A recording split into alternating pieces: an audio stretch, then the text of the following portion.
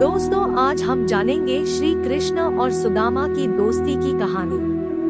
नमस्कार दोस्तों, अगर आपको यह वीडियो अच्छी लगेगी तो चैनल को लाइक और कमेंट में जय श्री कृष्ण लिखना ना भूलें। कृष्ण और सुदामा की मित्रता बहुत प्रचलित है। सुदामा गरीब ब्राह्मण थे। अपने बच्चों का पेट भर सके उतने भी सुदामा के पास पैसे नहीं थे। सुदामा की पत्नी ने कहा, हम भले ही भूखे रहें, लेकिन बच्चों का पेट तो भरना चाहिए न। इतना बोलते बोलते उसकी आंखों में आंसू आ गए। सुदामा को बहुत दुख हुआ। उन्होंने कहा, क्या कर सकते हैं, किसी के पास मांगने थोड़े ही जा सकते हैं। पत्नी ने सुदामा से कहा, आप कई बार कृष्ण की बात करते हो, आपकी उनके साथ बहुत मित्रता है, ऐसा कहते हो। वे तो द्वारका के राजा हैं, वहाँ क्यों नहीं जाते? वहाँ कुछ भी मांगना नहीं पड़ेगा। सुदामा को पत्नी की बात सही लगी।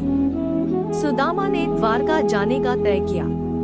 पत्नी से कहा, ठीक है, मैं कृष्ण के पास जाऊंगा, लेकिन उसके बच्चों के लिए क्या लेकर जाऊं? सुदामा की पत्नी पड़ोस में से पोहे ले आई। उसे फटे हुए कपड़े में बांधकर उसकी पोटली बनाई। सुदामा उस पोटली को लेकर द्वारका जाने के लिए निकल पड़े। द्वारका देखकर सुदामा तो दंग रह गए। पूरी नगरी सोने की थी, लोग बहुत सुखी थे। सुदामा पूछते पूछते कृष्ण के महल तक पहुँचे।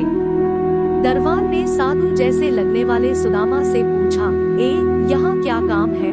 सुदामा ने जवाब दिया, मुझे कृष्ण से मिलना है, वह मेरा मित्र है। अंदर जाकर कहिए कि सुदामा आपसे मिलने आया है। दरबान को सुदामा के वस्त्र देखकर हंसी आई। उसने जाकर कृष्ण को बताया, कोई सुदामा नाम का ब्राह्मण आपसे मिलने आया है और बताता है कि वो आपकी मित्र है। सुदामा नाम सुनते ही श्री कृष्ण खड़े हो गए और सुदामा से मिलने दौड़े। सभी आश्चर्य से देख रहे थे।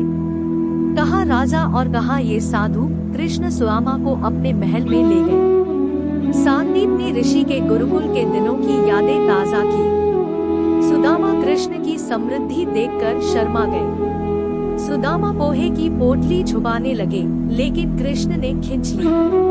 कृष्ण ने उसमें से पोहे निकाले और खाते हुए बोले, ऐसा अमृत जैसा स्वाद मुझे और किसी में नहीं मिला।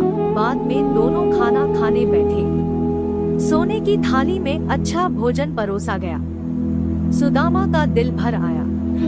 उन्हें याद आया कि घर पर बच्चों को पूरा पेट भर खाना भी नहीं मिलता है। सुदामा वहाँ 2 दिन रहे। वे कृष्ण के पास कुछ मांग नहीं सके। तीसरे दिन वापस घर जाने के लिए निकले।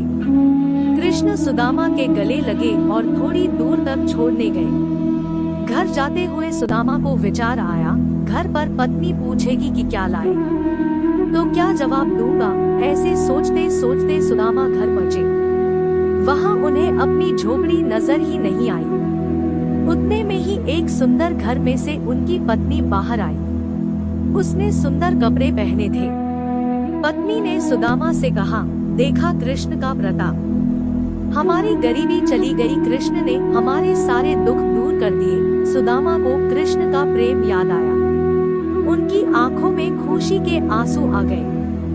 दोस्तों, अगर आप चाहते हो कि ऐसे वीडियो आगे देखने को मिले, कृपया चैनल को सब्सक्राइब करें। धन्यवाद।